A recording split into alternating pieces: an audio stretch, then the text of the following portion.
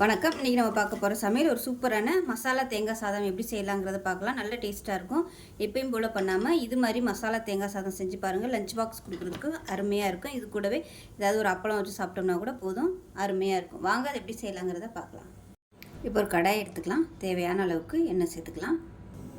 எண்ணெய் நல்லா சூடாயிருச்சு. இப்போ இதில் 1 டீஸ்பூன் போல் சோம்பு சேர்த்துக்கலாம். அதே மாதிரி 1 டீஸ்பூன் சீரகம் சேர்த்துக்கலாம். இப்போ இதில் ஒரு சின்ன துண்டு பட்டை, ஒரு ஏலக்காய், ஒரு கிராம்பு சேர்த்துக்கலாம். கொஞ்சமாக கருவேப்பிலை சேர்த்துக்கலாம்.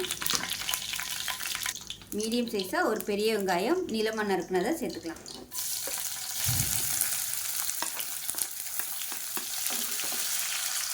இப்போ இதில் உப்பு சேர்த்துக்கலாம் கொஞ்சமாக. வெங்காயம் சீக்கிரம் வதங்கும். இப்போ இதில் 2 பச்சை மிளகாய் சேர்த்துக்கலாம். 1/4 டீஸ்பூன் இஞ்சி பூண்டு பேஸ்ட்டு சேர்த்து வதக்கி விட்டுக்கலாம். இப்போ இதில் மீடியம் சைஸாக ஒரு தக்காளி பொடியாக கட் பண்ணதை சேர்த்துக்கலாம்.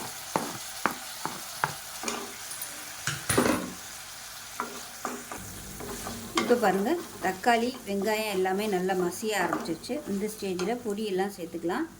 1 டேபிள் ஸ்பூன் மிளகாத்தூள், 1/2 டேபிள் ஸ்பூன் தனியாத்தூள், 1/4 table spoon garam masala, 1/4 table spoon சீரகத்தூள், 1/4 டேபிள் ஸ்பூன் மஞ்சத்தூள் சேர்த்துக்கலாம். இதையும் சேர்த்து எண்ணெயில் நல்லா வதக்கிக்கலாம். இப்போ இதில் 1/2 கப் துருவன தேங்காய் சேர்த்துக்கலாம். சேர்த்து இதையும் நல்லா வதக்கி விட்டுக்கலாம் எண்ணெயில். இப்போ தேங்காய் சேர்த்து நல்லா வதக்கியாச்சு. மெஷரிங் கப்பில் 1 கப் அளவுக்கு சாதம் சேர்த்துருக்கேன். அதே கப்பில் இன்னொரு 1/4 கப் அளவுக்கு சாதம் சேர்த்துக்கலாம். இது கூடவே பொடியாக கட் பண்ண கொத்தமல்லி இலையும் சேர்த்துக்கலாம். சேர்த்துட்டு நல்லா பரட்டி விட்டுக்கலாம்.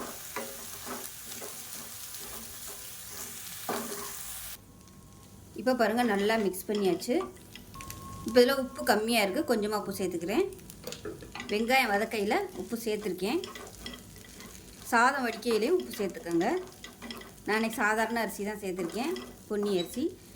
நீங்கள் பாஸ்மதி அரிசி கூட சேர்த்திங்கன்னா சூப்பராக இருக்கும். நல்லா நீளமாக இருக்கும். அவ்வளோதான். நல்லா கலந்து விட்டோம்னா சூப்பரான மசாலா தேங்காய் சாதம் ரெடி ஆகிடுச்சு. லஞ்ச் பாக்ஸ் கொடுக்குறதுக்கு அருமையாக இருக்கும். செஞ்சு பாருங்கள். செஞ்சு பார்த்துட்டு எப்படி வந்துச்சுங்கிறத சொல்லுங்கள்.